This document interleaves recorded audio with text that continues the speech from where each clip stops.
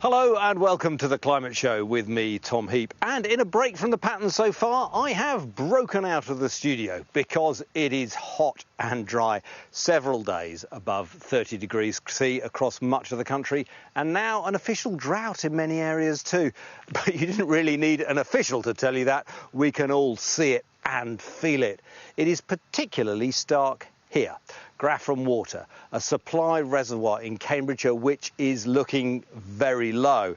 I've got a little illustration here. These are little mussels, and I picked this up from the ground beneath me, and these should be underwater. But as you can see, they're out here being baked and frankly dead in the sun. Well, the parched earth is also visible from space. This is a satellite picture of the UK last summer. And now a recent shot, much less of a green and pleasant land.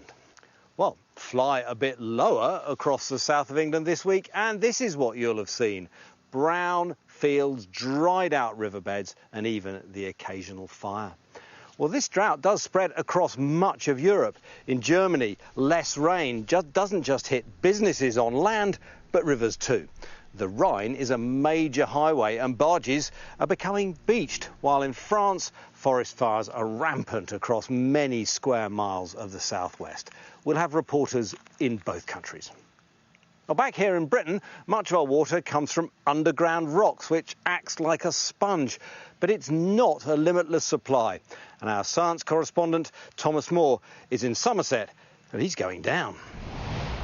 Well, I'm standing beneath the Mendip Hills, and we've been following this stream down from the surface, from Swildon's Hole. And as you can see, the stream water is quite low. That's because, of course, it's so dry on the surface. But it's joined at this point by a tributary called Rolling Thunder. Now, this isn't surface water as such. It's rain which has fallen on the soil and then filtered through the limestone rock. And because it's been so dry, in fact, the period between November and July was the third driest on record. There isn't much of the water here. And that is the worry. This is groundwater, and it goes on to supply the needs of Bristol. It's drinking water. And across the southeast in particular, groundwater does supply up to 70% of the needs of water companies. It comes out of our taps, and of course at the moment it's really low, and the data shows that across the UK levels are below normal for the time of year, and in the south of England they are exceptionally low in places because it has been so dry. Now, water companies say they're all right for now, but if we get another dry winter, we will be in a precarious position next summer. That's the point where really things do begin to bite. The thing is that the soil above us is so dry, baked by the sun, of course, that it's going to take a lot of autumn rain just to soak up that soil again before it even begins to come down here into the caverns below the Mendip Hills. And that's going to be a growing problem as we go forward with climate change. We can expect hotter, drier summers, and these groundwaters will take longer to recharge over the winter. And that could mean that in future we do have periods of drought. Well, back to me, squinting in the sunlight. And on a day like today, I'd swap places with my cave-dwelling colleague like a shot. Well, now, from the west to the east, I've been in East Anglia looking at Drought Solutions. The fear is, with summers as hot as this, followed by dry winters, we might see that. Taps running dry. So what are the potential solutions? First idea, pump more water from where it's plentiful in these massive steel pipes to where it's scarce. And that's what they're trying here in Lincolnshire, with a run that goes all the way from the Humber estuary down to Colchester. When these pipes are connected, they'll be capable of carrying 84 million litres a day, a total of 250 miles. The ticket price is £500 million, and there is an environmental cost too. It's very energy hungry, energy intensive, especially across a flat region like ours. We use a lot of pumps and pipes to move water around. And actually one of the considerations we've made when we were building this pipeline is how we can make it the most energy efficient and the least carbon hungry as possible. It is a massive project, cutting through fields and roads in a sweeping line through East Anglia. But the company insists it's essential. We know that if we don't move water around our region, taps will run dry, and we're not talking about in the next sort of 20 or 50 years, we're talking about in the next 5. There's a water shortage across a large part of England, not just the southeast. Have they got the water in the Humber area to spare to send down to East Anglia? Yes, and that's the idea, that the water is more readily available up on the Humber bank, and by building this pipeline we can increase the resilience right across the region.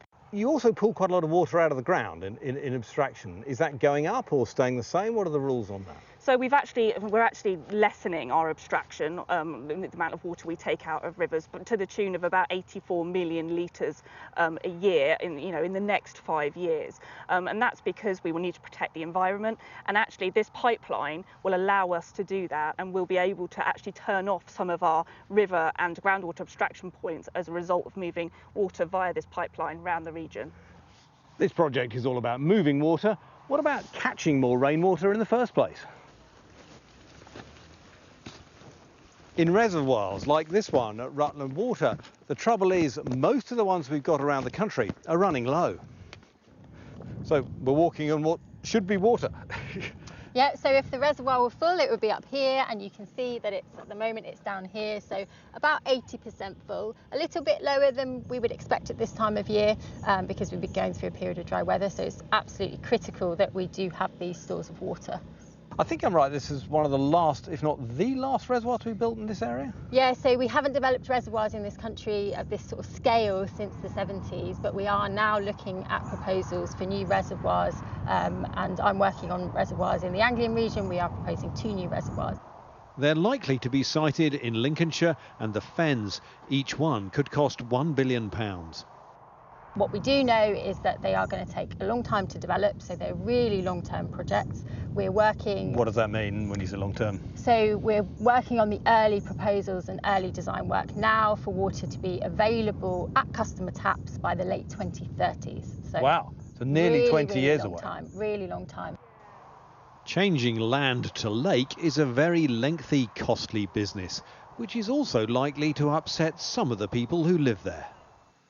Well, those ways to deliver more water to our taps are expensive, controversial and largely out of our hands. So what about the home front? Where we use water is where we can save it too. Like this bold solution in the back garden of a house in Cambridgeshire. The tank I'm standing in takes rainwater from all the roofs and it goes to flush the toilets. A big project, I'm guessing it didn't come cheap. So why did you do it? Well, we did it as part of the house remodelling and, well, to save us a few quid on the water bills and as an environmental thing. You know, we didn't want to just keep using water when there's free stuff falling from the sky, but mainly to save water and a bit of money. Yeah. And how's that balance working out? Not too bad. I mean, we save around £150 to £200 a year in the cost of waters, and it's just nice to know that you're using rainwater rather than the processed water. Is there a bit of a feel-good factor every time you flush? Yeah, there is. Over a good wet weekend, it'll fill that tank with 5,000 litres. Really? Yes. In that time? Yes. Wow, that's pretty good. And then you can think, free water. Free water. Do you come across this sort of thing much? No, unfortunately not. They're not very common, generally because they're quite expensive to fit and it takes a lot of, digging up your garden, unfortunately. The Pressure Group Waterwise think it's time to change our attitude to water. The mindset shift will be quite difficult because we think of ourselves as a wet country, don't we? It's, umbrellas, soggy Glastonbury's, wet Wimbledon's. Definitely. I think everybody, when you speak to them, they think, oh, London, it rains all the time. But actually, there's less rain per head in London than at places like Istanbul, Sydney, which is quite shocking when you speak to people about it. But I think we just need to draw it away. It's not so much as well about the weather and rain. It's just about water availability. It's about population growth and how much water we actually have available for not only ourselves, but the environment too. Are the government doing enough to promote water saving? No, to put it plainly. I think there's so much more that the government can be doing. There's lots that we have pushed for in terms of trying to mandate water efficiency in new homes and obviously existing homes and businesses. We'd like to see mandatory water metering across the country as well. We'd also like to see a bit more emphasis on the joint up energy and water, because by saving water you can also save energy and thus save carbon. And we're finding that the two conversations are very much siloed. So we would like to see those conversations joined up and essentially mainstreaming water efficiency into everything that goes on. So economic growth, population, economic justice, social justice, everything like that. There is a part that water can play, and we think that the government can really step up and help make a difference. Steph Hurry from Waterwise there, and we'll have to wait and see how vigorously the government grasps the water-saving nettle. Well, it's worth having a look at our website as well, where our data team has pulled apart the stats so you can check local rainfall and compare it to the past. It's a clever gadget, frankly, a weather nerd's paradise. Just go to skynews.com or the Sky News app. After the break, we'll hear from across the channel. Some parts of Europe have got it even worse than us. See you shortly.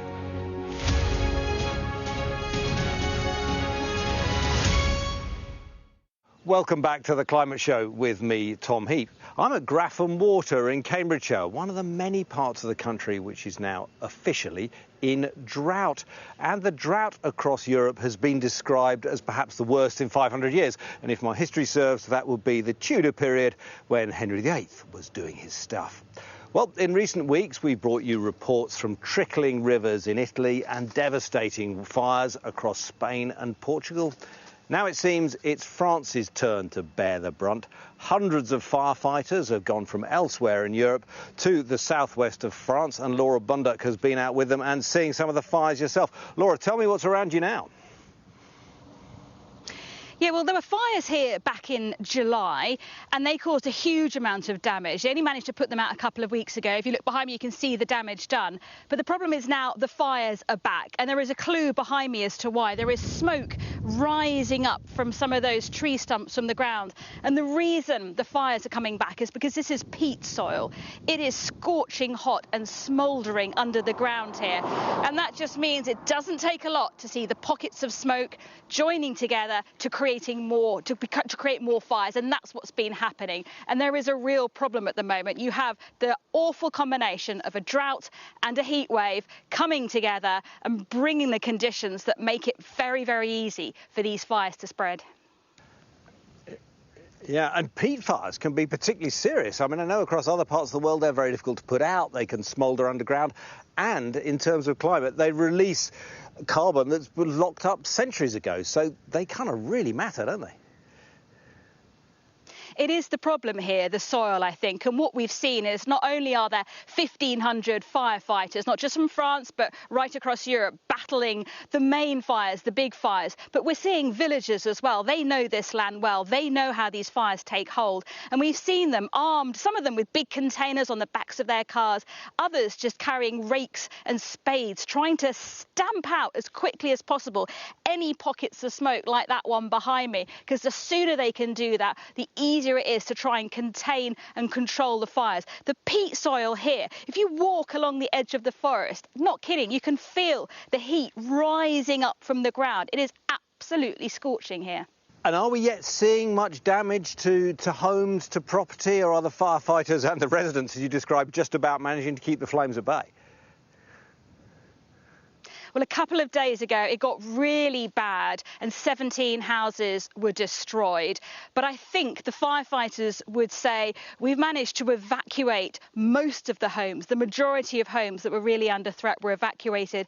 Nobody was hurt, seriously hurt in the fires. But the amount of damage it's done to the land is just impossible to assess at the moment. This is very much still a live operation. They are at the moment damping down this scorching ground at the moment. They're trying to create fire barriers. They're ploughing up, digging up huge edges of the forest to stop the spread, because you have some roads which are completely burnt out and then it's pretty pristine on the other side. And the worry is if fire spreads to the pristine areas where they can't access it as well, it will become a massive problem, and it would take weeks and weeks to control. So at the moment, as I say, the winds are starting to build, and that's the worry. You've got these hot, strong winds building up, this heat wave, 40-degree or so heat at the moment. All of that making these fires difficult, exhausting, and particularly unpredictable and volatile. And just very briefly, you kind of answered it there, but any end in sight in terms of the weather in the next week or so, just briefly? I spoke to the chief of the fire and she said to me, we just live in hope. There is rain potentially forecast in the next few days, but she said, I'll be honest with you, we need 2 weeks of English rain if we are to properly bring these fires under control. Well, thank you very much indeed. That's a very, very powerful stuff. Well, as we mentioned earlier, this is a Europe-wide drought, meaning the continent's big rivers are dwindling. Islands are appearing in the Loire, and in Germany, drought hits business too. It is a vital trade route there, and Jane Secker is on the banks. Hi, Tom. Well, I'm at the Rhine, Germany's commercial artery. This is the river that transports goods up and down the country, and it carries everything: food, fuel, coal, metal, stuff for heavy industry, cars. We've seen them all coming past us today on the river. But where I'm standing is not the river bank, it is the river bed. Normally there'd be water here, there'd be little fish swimming around here, but it is becoming like a beach. And this is because there's been no rain and the river levels have fallen. But as the river shrinks in terms of width, it also shrinks in terms of depth. And we've got these handy sticks to show you. The big one is it's admittedly a bit high, but it is about the depth that then there is of water below the ships normally. It's about 2.5 metres. It's normally about 2 metres. This is what the current depth is in some parts of the river under the boat. So you can see the problem.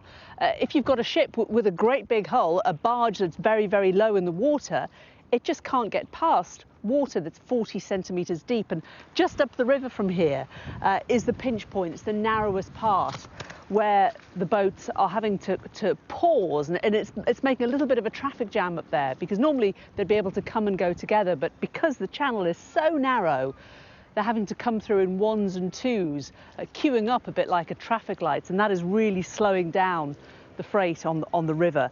Now, in terms of the long term, if you look back to 2018, when the weather was very, very hot then, it led to shortages of fuel in Germany. They just couldn't get a lot of the barges along this part of the river, and they are really concerned that they're going to see that happening again this year. They're looking at solutions. Short term, they could do things like use the trains that you can see behind me. Freight is being pushed onto the railways, onto the roads as well. Long term, they're developing barges that have got smaller drafts so that the barges don't sit as low in the water. But none of these solutions solve the real problem, which is the heat, the lack of water, and the fact that this river, which is so key to Germany's industry and its GDP, is literally shrinking before their eyes. Tom. Thank you, Jane. Well, we are zigzagging about all over Europe today. And now we're going to go to our energy and climate correspondent, Hannah Thomas-Peter, who's in the West Country, our own West Country, that is. Hannah, what have you been up to today? We've been visiting Colliford Reservoir, which is on Bodmin Moor in Cornwall, and it's only 40% full. It's Cornwall's largest reservoir, and so, you know, that's a problem. And we went down to the water's edge, and it was quite frankly spooky. The receding waters are revealing all kinds of things that have previously been hidden, haven't been seen for decades since the area was flooded to create this reservoir. The outlines of old field systems and clay pits and tin mines and old tree stumps are sticking out of this quicksand-like sidelines now to the lake. And it's one of the reasons, of course, this region, along with many others in the UK, has been declared to be in a drought. But frankly, speaking to the people here, they didn't need that formal declaration to know that this area is absolutely parched and in desperate need of rainfall. I'm quite interested, Hannah, in sort of chewing over with you sort of how we got here and what the future holds, both in terms of policy and in climate change? Because it seems to me in the last few decades, the sort of emphasis in terms of water policy has been mainly about, principally about keeping price down, not of a lot of investment into the resilience of the system, making sure the supplies are good. We've hardly built any reservoirs in the last 50 years or so. It's interesting that, isn't it? And a lot of people saying that the new reality of climate change is coming home to roost. And I think potentially it's really a matter of focus.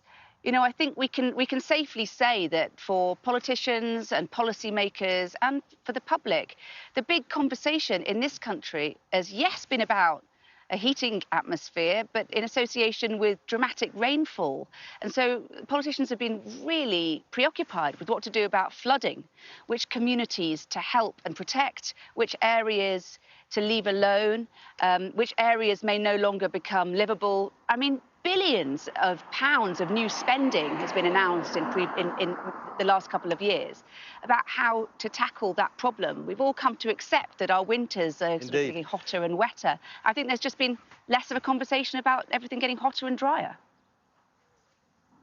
Well, I know one group that particularly has been pleading for that conversation for a long time. People concerned with rivers, the Rivers Trust and the anglers as well, have been pointing out that a lot of our rivers have kind of turned into lengthy puddles. There's very little flow there. The levels are artificially maintained. Some of them, I think it's 6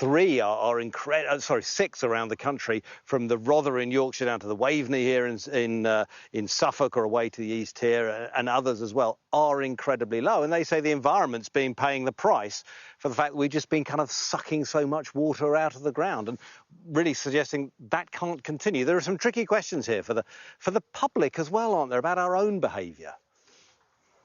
Yes, as well as the importance, I think that's absolutely right, of managing, for example, wetlands better, which we're told by everyone who's wise on these matters are both the solution to helping communities deal with flooding and the solution to helping communities deal with drought. But there's also this difficult conversation not just to do with supply and investment in new pipeworks and so on, but to do with our consumption of water. Just as there is now a big conversation about consumption of energy. Why doesn't everybody in the UK, for example, collect rainwater as a matter of course? Why hasn't there been a big public messaging campaign around all of that? And the answer, I think, is that, as a number of people who work in this policy space have said to me, Britain still thinks of itself as a cold country. And we've got to get over that, because it is not the new reality that we are now faced with. A wet country, yeah. Indeed. Well, it looks like when it comes to these natural resources, we're going to have to value them and indeed husband them well. Hannah, thank you very much indeed. And of course, we'd love any of your questions. You can scan the QR code here or go to the right place on our website. Next week, we'll be talking energy. Are there some big green solutions to our energy crisis? Spoiler, yes, at least in the long term. And just before I say goodbye, I'm going to put this up. Keep the sun off me. Cheerio.